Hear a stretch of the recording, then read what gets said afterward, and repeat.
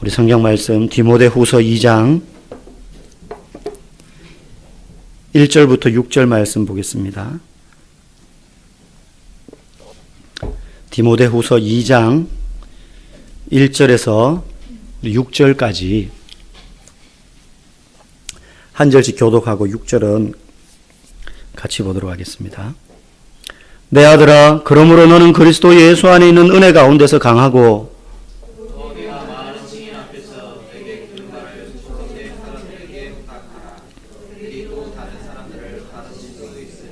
너는 그리스도 예수의 좋은 병사로 나와 함께 고난을 받으라.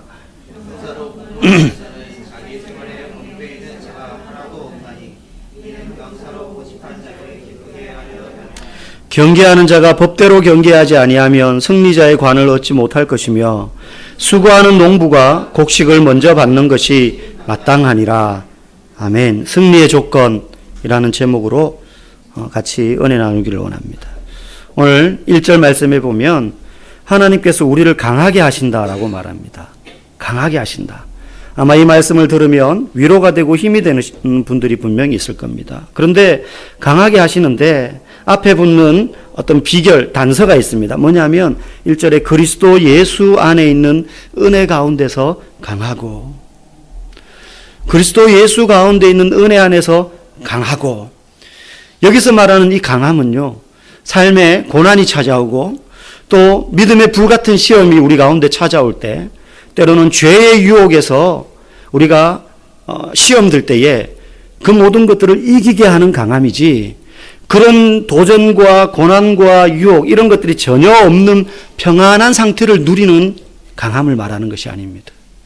만약에 그런 유혹이나 도전이 전혀 없는 상태라면 굳이 강할 필요가 없죠. 그냥 누리면 되는 겁니다. 그런데 우리는 압니다. 인생을 살아봐서 이런 다양한 종류의 고난 없는 사람은 없다는 것을요. 젊으면 젊은 대로, 나이가 많으면 이제는 더 이상 고난이 없겠지. 물론 고난의 종류가 다양하기 때문에 어떤 사람은 정말로 육체적인 감당할 수 없는 고난을 정말로 고난으로 받아들이기도 하고요. 어떨 때는 이제 노년이 들어서 뭐 다른 걱정은 하지 않으나 이제 마지막 남은 인생을 어떻게 마무리할지, 때로는 이 노년의 시기를 어떻게 보낼지에 대한 근심 걱정, 이런 것들이 그 사람에게는 엄청난 고난이 될 수 있습니다. 그렇게 고난을 당할 때에 그런 고난과 어려움들을 이기게 하는 강함을 그리스도 예수 안에 있는 은혜 가운데서 우리로 하여금 강하게 하셔서 이기게 하신다는 거예요. 우리의 삶에는 다양한 형태의 고난이 찾아옵니다. 아이들이라고 고난이 없는 것이 아닙니다. 아이들도 고난이 있고요. 아내는 아내대로, 직장에서 일하는 남편은 남편대로 다 고난이 있습니다. 그런데요, 그런 고난들을 우리가 무서워하거나 두려워하지 말아야 됩니다. 왜냐? 그 고난이 우리를 강하게 하기 때문입니다. 고난이 없는 무풍지대와 같은 삶이라면 굳이 강할 필요 없습니다. 그런데요, 고난이 있기 때문에 우리에게 강함이 필요한 것이고, 물러서고 두려워하고 주저앉는 것이 아니라 하나님이 우리에게 그리스도 예수 은혜 가운데서 너희로 강하게 하겠다. 그렇기 때문에요, 그 고난이 어떤 의미에서는 우리를 강하게 하는 동기가 되기도 합니다. 그 고난이요, 우리의 기도 제목이 됩니다. 아, 나는 요즘 기도할 게 없어. 뒤집어서 말하면요, 그 사람은 지금 고난이 없다라는 것이 아니라 그 삶 자체가 사실 문제라는 것을 깨닫지 못하고 있어요. 그 고난 때문에요, 나의 한계와 약점을 알게 되고요. 그래서 주님을 의지하되 그 고난의 깊이가 깊어지면 깊어질수록 내 힘으로 감당할 수 없는 문제라는 걸 느끼면 느낄수록 하나님을 신뢰하는 마음은 점점점 더 커져가게 되어 있습니다. 여러분, 한 방울의 물이 얼마나 소중한지는요, 사막에 떨어져 봐야 합니다. 그냥 이런 삶의 자리에서 아무리 상상해봐야 이스라엘 백성들 광야에서 그 반석에서 물이 솟아날 때 그 감격이 어땠을까? 야, 되게 감격스러울 것 같아 라는 생각은 하지만 정말로 목구멍이 찢어지는 것과 같은, 물 한 방울이 억만금과도 바꿀 수 없는 너무나 귀한 생명수가 될 수 있었음을 정말로 그 사막 한복판 가운데 던져져 봐야 우리가 그것을 느낄 수 있는 것과 같습니다. 그러므로 고난을 좋아하는 사람은 우리 가운데 아무도 없겠지만 그 고난이 찾아오지 않을 수 없기 때문에 우리에게 다가올 때 그 고난에 대하여 불평불만하고 남 탓을 하거나 내 인생을 비관하면서 시간을 보내는 것이 아니라 우리를 위하여 고난당하신 예수님을 우리는 바라보며 그분 앞으로 나아가야 되는 겁니다. 우리가 아까 처음에 찬양 불렀던 것처럼 십자가 앞에 내가 나아갑니다. 십자가 앞에 나아갑니다. 그래서요, 고난이 찾아올 때 성도가요, 성도라면 누가 가르쳐주지 않아도 본능적으로 이 영적인 DNA에 새겨진 것처럼 새겨져서 아는 게 있습니다. 뭐냐면 기도하는 겁니다. 굳이 야 그런 어려움이 있으면 기도해 라고 말하지 않아도 본인은 알아요. 단 그게 마음대로 안 될 뿐이지 어떨 때는. 그죠? 해야 된다는 거 아는데도 뭐 여러 가지 이유로 마음대로 선뜻 안 될 때가 있어요. 그런데요, 사실 답은 너무 명확하잖아요. 그런 고난이 있을 때요, 막 여러 가지 재고 생각하기 시작하면요, 너무 단순한 답이 우리 앞에 놓여있는 기도의 무릎을 그분 앞에 꿇어야 되는 걸 알면서도 막 걸리적거리는 게 너무 많은 것처럼 느껴지다 보면요, 타이밍을 막 놓칠 때가 있어요. 그래서 때로는 째가지고 그냥 핀셋으로 찝어내면은, 꾸매고 나면은 금방 수술할 수 있는 것도 막 점점 상처를 키우게 되는 것들이 있습니다. 야고보서 5장 13절은 우리에게 말해요. 너희 중에 고난당하는 자가 있느냐? 그는 기도할 것이요. 여러 말을 하지 않습니다. 고난당하는 자가 있느냐? 기도해라. 그분이, 예수님이 우리가 당해야 될 고난을 미리 다 당하셨기 때문에 우리가 고난으로 인한 괴로움을 누구보다도 잘 아십니다. 그러므로 예수님 앞으로 우리는 나아가야 됩니다. 새벽이든 한밤중이든 주님께 나와서 무릎을 꿇어야 됩니다. 저도 그럴 때가 있지만 많은 성도들이요, 사는 게 너무 힘들어요. 은혜가 없어서 너무 괴로워요라고 하지만 여전히 그는 잠자고 있어요. 입으로는 너무 힘들고 괴롭고 어렵다라고 말하는데요, 평소와 다름없이 그냥 일상적인 삶을 그대로 살고 있어요. 그렇다면 어떤 의미에서는 자기 내면을 깊이 들여다봐야 되겠지만 아직 진짜 처절한 고난이라고 생각하지 않기 때문이라고 여길 수 있습니다. 여러분, 정말로 사막 한가운데에서 물 한 방울을 천금과도 바꿀 수 없는 귀한 물 한 방울을 그렇게 갈망하는 그러한 고난을 느끼고 있다면요, 철야를 하든 금식을 하든 주님께 축 짜고 매달립니다. 지금 우리 교회가 그래야 될 시기라고 생각을 하고요. 이 말은 남 얘기가 아니라 제 얘기고 우리 이야기입니다. 우리 가정의 이야기고 우리 교회의 이야기인 줄 믿습니다. 그럴 때 그 고난 속에 다른 거 다 제쳐두고 기도의 무릎을 꿇을, 뭐 피곤하고요, 힘들고. 당연히 피곤하고 힘듭니다. 안 하던 거 하려면 누구라도 힘듭니다. 목사인 저도 새벽에 일어나는 게 마냥 즐겁지만은 않습니다. 그래도요, 어쩌면 목사니까는 또 나가는 것도 있어요. 그러나 그거 이전에 성도라면 내 삶 가운데 내가 지금 이렇게 막 힘들다고 말은 하지만 여전히 편안히 누워있고, 누워도 잠은 잘 안 와요. 그 고민 때문에. 그러면요, 일어나서 기도의 무릎을 꿇어야 되는 것이죠. 그때 우리에게 주시는 은혜가 임합니다. 그냥 은혜는 임하지 않습니다. 그냥 은혜는 임하지 않습니다. 내 입을 크게 열라.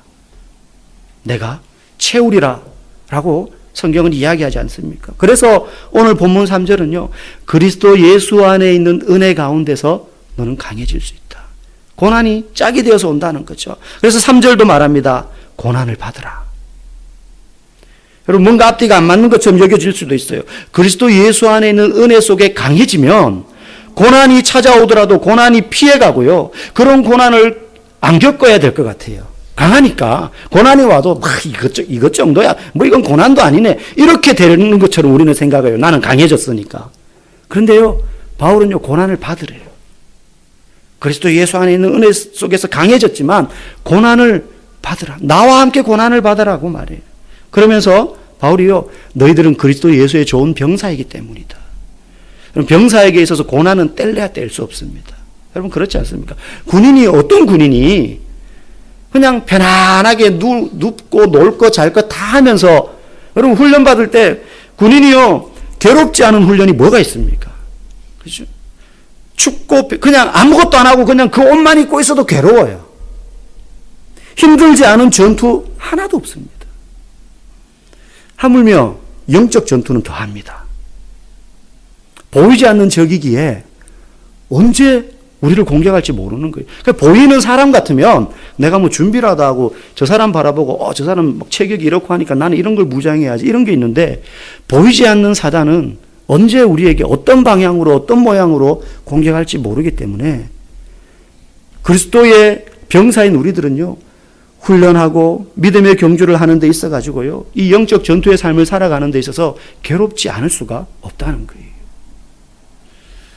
그럼에도 불구하고 이 병사가 고난 가운데 훈련하고 전투하는 목적은 딱 한 가지입니다.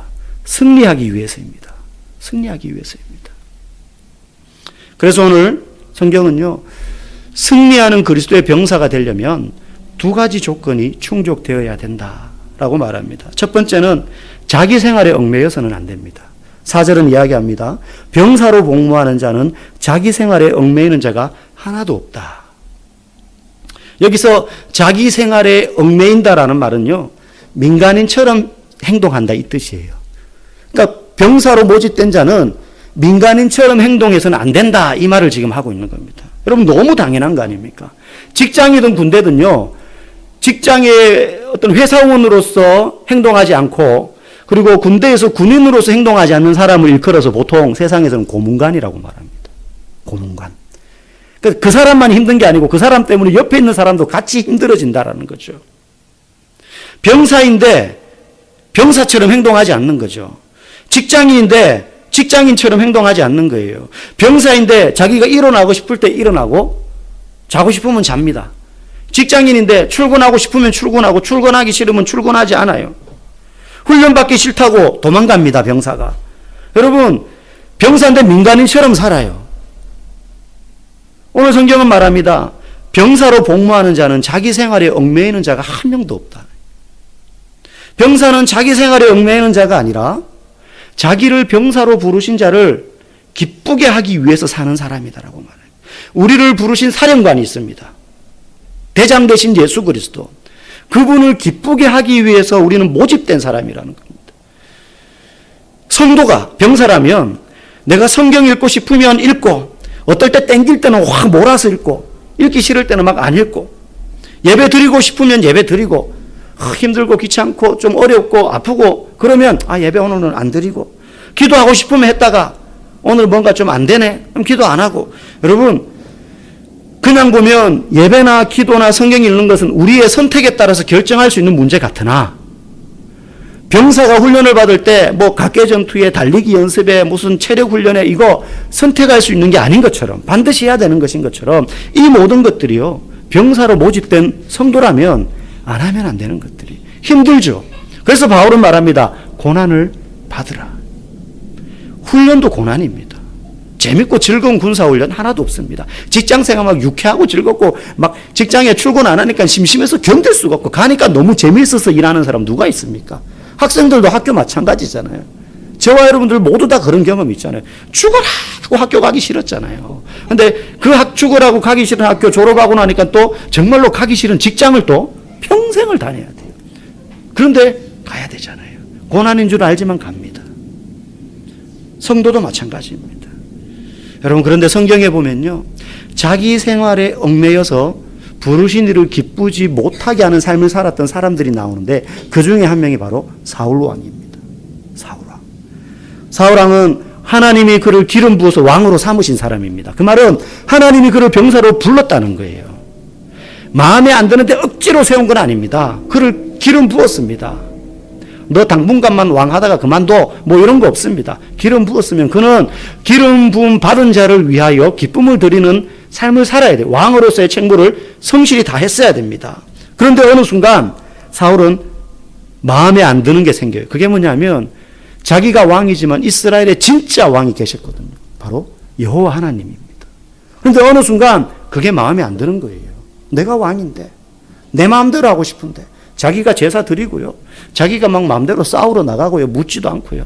막 이런 일을 하고 싶은 거예요. 하나님이 자기의 왕이 된다는 사실이 너무 싫었어요. 더군다나 그 하나님이 자신의 그런 행동 때문에 사울을 버리고 아직 왕위에 있는데도 어린 다윗에게 기름을 부었고 그 다윗의 인기가 점점 많아지자 그 다윗이 또한 너무 싫었어요. 죽이고 싶을 정도로 미워서 몇 번이나 죽이려고 시도까지 했었습니다. 자기가 왕인데 마음대로 못하는 그게 너무 싫었던 거죠. 사울은 다윗을 죽이고 싶어 했지만 사실 그 마음 속에는요, 하나님을 향한 불신과 원망 그리고 분노가 가득 차 있었던 것이 진짜 원인입니다. 자기를 부르신 이를 기쁘게 하려 하지 않고 그 부르심의 목적을 벗어나서 자기 뜻대로 살고자 했던 것. 성경은 그걸요, 죄라고 불러요. 죄라고 부릅니다. 죄가 다른 게 아닙니다. 욕하고 도둑질하고 때리고 하는 건요, 그 속에 있는 그 사람의 내면에 있는 근원적인 죄가 겉으로 드러나는 증상들입니다. 사기치고 거짓말하고 막 이런 건요, 그 안에 있는 근원적인 죄가 겉으로 드러나는 증상들일 뿐이에요. 진짜 원인은 안에 있는 거죠. 막 열나고 콧물 흘리고 그런 증상들이 눈에 보이는 표현되는 죄들인 거예요. 그래서 성경은요, 일관되게 말하는 근본적인 죄의 본질이 뭐냐? 하나님의 뜻대로 살지 않는 모든 삶의 모습과 태도와 동기를 죄라고 말합니다. 그래서 이스라엘 사람들은 죄라는 말을 어디서 가지고 왔느냐 하면 화살이 관역을 벗어나다라는 단어에서 가져왔어요. 화살이 궁수의 목적대로 관역에 꼽혀야지 정상인데 엉뚱한 데 꽂혀 있는 모든 상태를 죄라 그랬어요. 그래서 사울은 자기를 부르신 자를 기쁘게 하기 위하여서 살도록 모집된 병사의 한 사람인데 그 직책이 세상에서 왕으로 세워진 거지 자기가 온전한 왕은 아니거든요. 그런데 그분을 기쁘게 하기 위해서 사는 게 싫은 거예요. 그러니까 자기를 기쁘게 하기 위해서 살다 보니 그게 죄가 된 거예요. 화살이 엉뚱한 데 꽂힌 겁니다. 자기 생활에 얽매여 살았다는 거예요. 승리하는 병사는 자기 생활에 얽매여 살지 않습니다. 성경에 보면 그 반대의 사람이 또 나옵니다. 바로 삭개오입니다. 삭개오. 그는요, 오히려 원래 자기 뜻대로 살던 사람입니다. 자기의 만족을 위해서 올인하면서 살았던 사람입니다. 다른 사람이 뭐라고 하든지 상관없이 뭐라고 손가락질을 하고 비난을 하고 왕따를 해도 그러면 그럴수록 돈, 성공, 물질 이것만이 저 사람들의 손가락질과 비난을 다 잠재. 내가 이렇게 벌어가지고 돈만 많아지면 뭐 뒤에서는 뭐라 그럴지 모르나 내 앞에서는 전부 다 끽소리 못하게 돼. 그게 그 사람의 존재의 이유였습니다. 그런데요, 예수님을 만나고 그 목숨처럼 여기던 자기의 존재의 이유와 삶의 목적이었던 자신이 꽂혀야 되는 관역이었던 바로 그 재산을요 다 팔아서 나눠줍니다. 착복한 것 갚고요. 자신의 유일한 삶의 낙이었던 그 물질을 다 버립니다. 손에서 놓습니다. 이것만 있으면 행복할 것이라고 생각했던 이거, 여러분 이거 버리는 게 쉽지 않습니다. 그게 물질이 아니라 그 무엇이라도 어떤 사람은요 명예, 내가 딴 거 다 잃어버려 내 명예를 지키기 위해서 뭐 세상 사람들은 막 자살도 하잖아요. 어떤 사람들은. 여러분 이거 놓는다는 게 쉬운 일이 아닙니다. 예수님 만나면 할 수 있지. 여러분 그게 막상 쉽지 않아요. 평생을 이게 전부라고 생각했던 삭개오였는데 사울은 병사로 부름받았으나 왕의 자리에 있으면서도 그 병사로서 살기를 거부했고 삭개오는 손가락질 받는 사람이었지만 병사로 부름받았을 때에 그 병사로 살기를 원했습니다. 그래서 자기를 부르신 자를 기쁘게 하기 위한 결정을 했어요. 사울과 삭개오를 나눈 근본적인 차이는 나를 병사로 부르신 이를 기쁘게 하는 삶을 살았냐 그렇지 않느냐 그거예요. 세상에서 이 사람은 왕이니까 우와 그리고 이 사람 아이고 세리 이건 아무것도 아닙니다. 이게 그 사람의 존재의 가치를 결정하지 않습니다. 누구의 만족과 기쁨을 위해 살았는가? 저와 여러분도 마찬가지입니다. 우리를 성도로 부르신 이를 기쁘게 하기 위해서 살고 있는가? 아니면 여전히 내 안에는 내가 원하고 좋아하는 것을 주님으로부터 좀 더 얻기를 원하는 마음으로 살고 있는가? 여러분 이 차이가 버려짐과 구원의 은혜를 결정합니다. 우리 교회 어떤 한 집사님이 예전에 저랑 이야기하면서 그런 이야기를 나눈 적이 있습니다. 저는 너무 감사했어요. 그 이야기를 듣고. 저한테요. 목사님 정말로 구원받을 자가 많을까요? 그래서 약간 이제 전제 어떤 설명 없이 그 질문을 딱 하니까 한마디로 짧게 말하기는 좀 어렵더라고요. 근데 무슨 의도로 그런 이야기를 하시는지는 알겠었어요. 그래서 뭐 제가 그런 걸 다 잘할 수는 없으나 많지 않을 겁니다. 좁은 문이라고 그랬고 마지막 때에 믿는 자를 보겠느냐고 성경은요 그런 경고의 말씀을 굉장히 많이 합니다. 우리 안에 예수 한번 믿었다고 우리의 구원은 절대 이상 없다고 여러분 절대 생각하시면 안 됩니다.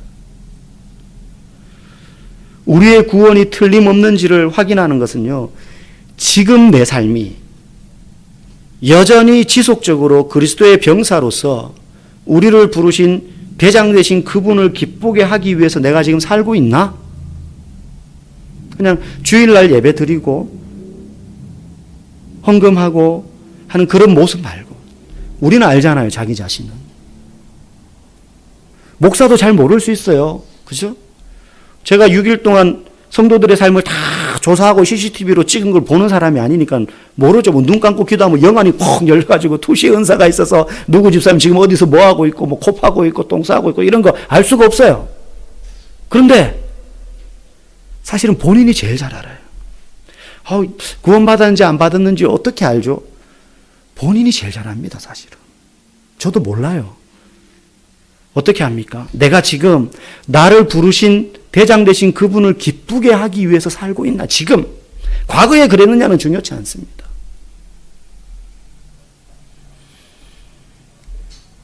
이게 내 삶의 1순위로 두고 있는가? 그분을 기쁘게 하는 삶을 사는 것. 이걸 위해서 나는 내 모든 것을 희생할 준비가 되어 있는가? 이 말이 지금 당장 그러면 하나님 부르시면 저기 뭐 사우디아라비아 이런 데 가가지고 순교 그걸 말하는 게 아닙니다. 내가 있는 자리에서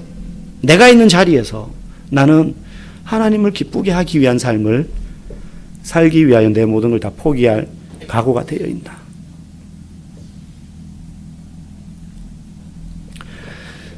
그걸 우리가 심각하게 생각해 봐야 돼요. 병사로서 승리하기 위한 두 번째 조건은 오늘 5절 이야기합니다. 우리 5절 같이 한번 읽어볼까요? 시작. 경계하는 자가 거기 보면 법대로 경계해야 승리자의 관을 얻을 수 있다라고 말합니다. 그리고 아무리 개인의 능력이 탁월해도요. 경기의 룰을 따르지 않으면 그 사람이 세계 신기록을 세워도 인정받지 못합니다. 그래서 뭐 경기하고 나면 무작위로 막 뽑아가지고 왜 도핑 테스트라는 걸 하잖아요. 그죠? 이 사람이 금지 약물을 복용했냐 안 했냐. 그러면은 막 그가 아무리 무거운 무게를 들고요. 아무리 멀리 뛰어도요. 그 룰에 어긋나면 메달 박탈되는 겁니다. 기록 무슨 예전에 왜 누굽니까? 하여튼 100m 세계 신기록을 세웠던 선수가 있었습니다. 몇십 년 동안 깨지지 않았던 벤 존슨인가요? 근데 나중에 도핑 테스트인데 약물이 발각됐잖아요. 엄청 환호했었는데 그 환호가요. 배의 비난으로 돌아갑니다. 완전 불명예죠, 불명예. 아무리 새처럼 멀리 뛰어도요. 구름판 잘못 밟으면 실격입니다. 3번 잘못 밟으면 실격입니다. 여러분 200m 이하 단거리 종목에도요. 세계 신기록을 세웠는데요. 등 뒤에서 부는 바람이 초속 2m가 넘으면 그 기록 인정하지 않습니다. 바람의 도움을 입었다는 거죠. 자기의 힘이 아니라. 룰이 경기에는 다 있습니다. 그만큼 룰이 중요합니다. 능력보다 중요한 건 룰입니다. 룰을 잘 지키면요. 천천히 달려도 내 앞에 들어간 3명이 예를 들어 다 실격되면요. 실제 그런 경기들이 올림픽 경기의 역사에 많았어요. 부정선수 등록을 했다든지 약물 복용을 했다든지 이래가지고 이 사람은 4등 했는데 이 사람이 금메달이 된 거예요. 나중에 앞에 3명이 다 룰에서 탈락해버린 거죠. 그런 일들이 있더라는 거죠. 뭐 쇼트트랙 같은 거 보면 그런 경우들이 많이 나오잖아요. 사진 판독했는데 보니까 막 반칙해가지고 무더기로 앞에 실격돼가지고 5등으로 꼴찌로 들어온 사람이 메달 따고 막 이런 것들이 나오더란 말이죠. 경기의 룰이 그만큼 중요한 것처럼 그리스도의 병사인 우리들에게도 지켜야 될 룰이 있다는 겁니다. 그게 뭐냐면 우리 다 압니다. 하나님의 말씀이에요. 이게 우리가 들고 살아야 될 룰이 절대 놓쳐서는 안 되는. 우리 운전하시는 분들은 다 알지는 못하나 기본적인 교통법규 룰은 압니다. 그죠? 과속 표지판. 그래서 운전면허 시험 칠 때 표지판 이렇게 알아야지 필기 시험 칠 때, 그죠? 실기 시험 칠 때, 그거 모르고 예를 들어 시험 치면 합격할 수가 없습니다. 이거는 방지턱이다. 이거는 스쿨존이다. 여기는 시속 몇 킬로로 가야 된다. 고속도로에서는 뭐 이 표시가 돼서 몇십 킬로 이상 운전을 해야 된다. 이 표지판을 제대로 알아야지 되는 겁니다. 성도에게 있어서 룰은 바로 이거예요. 하나님의 말씀. 이걸 모르면 아무리 열심히 우리가 뭔가를 주를 위하여 한다고 하지만 룰대로 하지 않으면 오늘 본문 말씀처럼 승리의 관을 얻지 못한다라고 말합니다.